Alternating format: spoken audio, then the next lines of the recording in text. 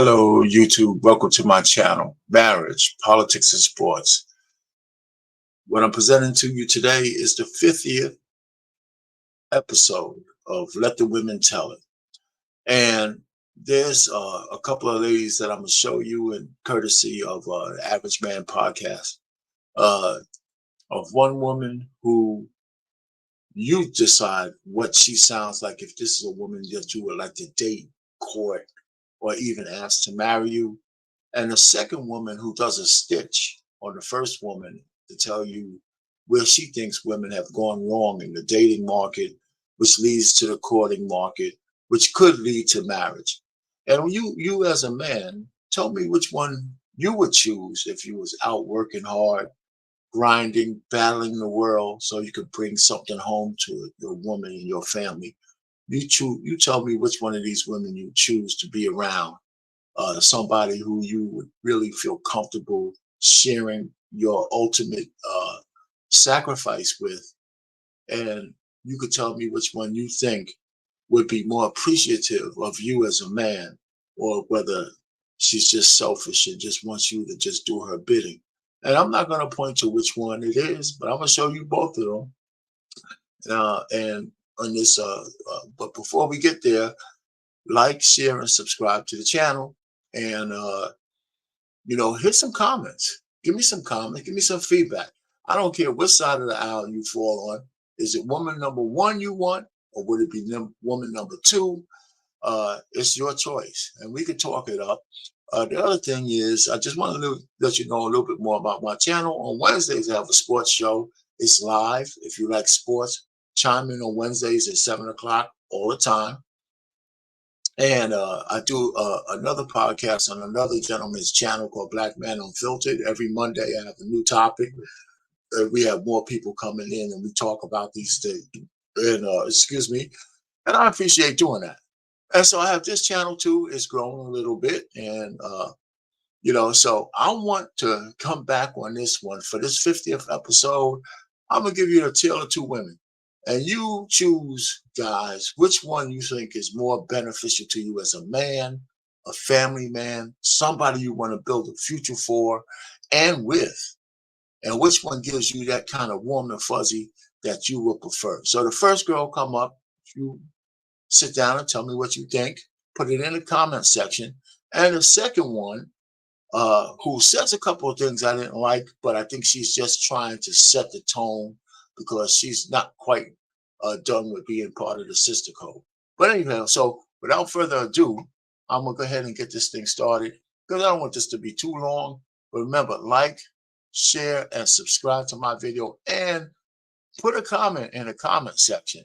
Let's start the dialogue.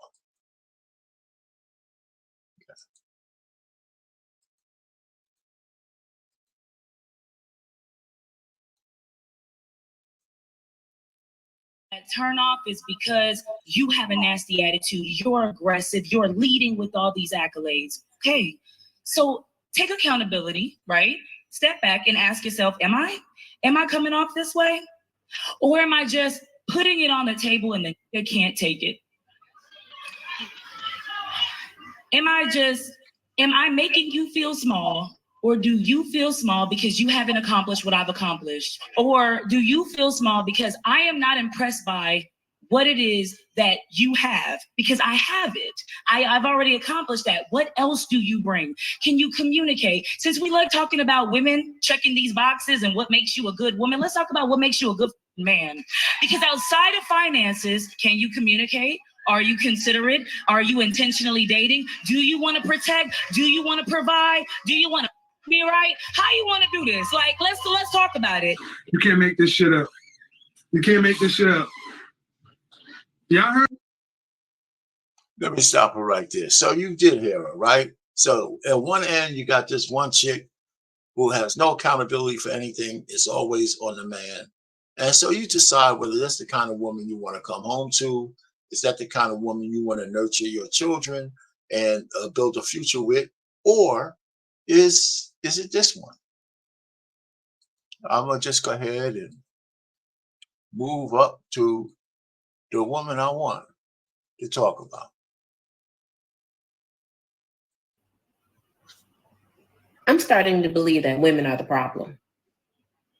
And it hurts my soul to the core to say this, because I'm good for some man bashing conversations. Me and my husband, we get into it and I'm quick to be like, no, it's y'all. Y'all started this. Men are the issue. But after listening to this and hearing this type of conversation, y'all making it hard for me to man bash. And I want to so bad. But y'all embarrassing us. Like, go back and watch this video. Well, you don't have to.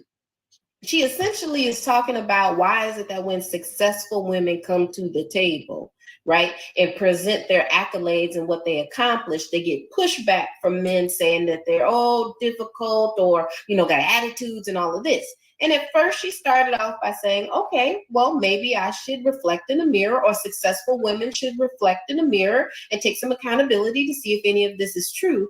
Or maybe when I just put my accolades and everything that I've accomplished on the table, the ninja can't handle it. You must unlearn what you have learned. We do not care. I'm gonna need us to act like we've been here before, okay? Take that off the table. Let's just take off male, female off the table. And let's just talk human being to human being. We have all encountered that person that was deeply insecure about something and wore it on their sleeve. And every opportunity they got, they put it on the table to let you know that I got this, or I've done this, or I've been here, right? Essentially, the aura that they have is that they're better, right? And that is almost like it's a privilege for you to be in my space, right? Like, nobody wants to be bothered with that. That's a turn off, right? And we've all encountered people like that, right? That's a turn off. So as a man dealing with a woman like that, I pass. Because as a woman, I pass on friendships with women like that. Because people like that put so much into the material things that they've accomplished, they are difficult to get along with. Everything is a tit for tat, a struggle, a power struggle for no reason. It's a turn on, right? And then typically you get what you give. You get from people what you're giving to people. And a lot of times those people get the pushback, or they get the people don't want to be bothered with them, right? And instead of reflecting a mirror and saying, you know what? Maybe I need to tone that down a little bit, right? Nobody likes a boastfully loud person. Instead, it's you just jealous. Oh, men just hate women. It's just, I'm strong. All the stuff that is not true whatsoever. You're a difficult person to get along with.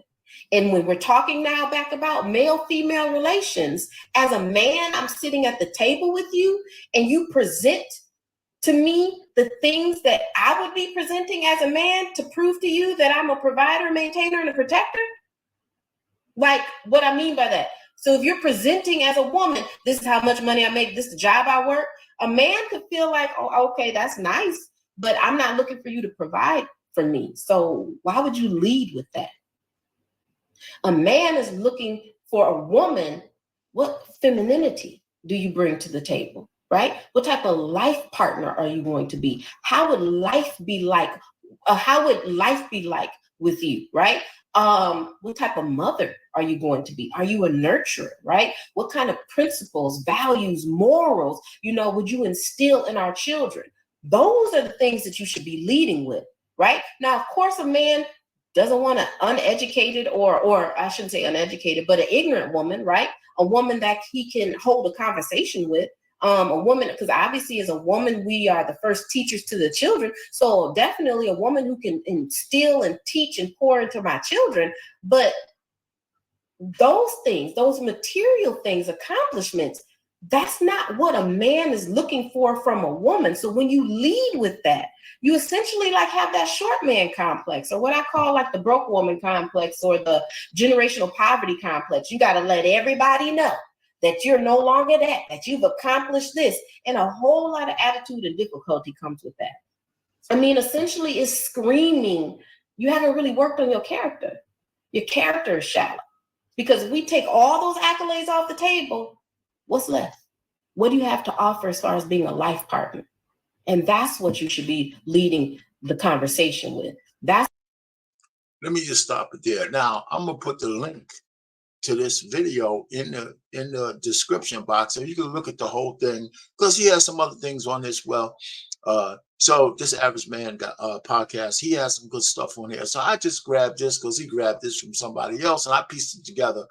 But she's right. Now, a couple of things she said. One, that she likes some man bashing, and I believe this is just my interpretation, that she's talking to women. So in order for her to disarm the women, to say, listen, no matter what you think about what I'm gonna say, I'm still for the sisters.